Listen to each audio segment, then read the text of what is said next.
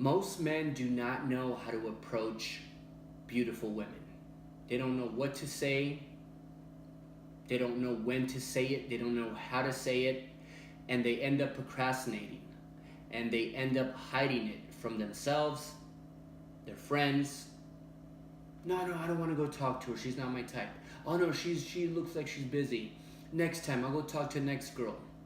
Days turn into weeks, weeks turn into months, months turn into years, and this problem will never go away. What I've been doing for the last 10 years is I've been coaching guys on what to say, which would be the outer game.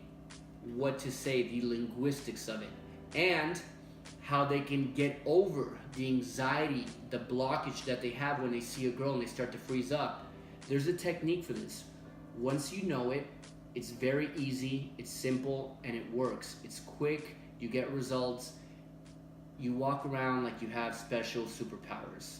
All right, guys, so leave your name, your email, and your phone number, and what I'm going to be doing for the next 4 weeks is I'm going to be giving free phone consultations, 15 minutes, no charge, and I can give you more of a breakdown and diagnose what your issues are and give you a game plan.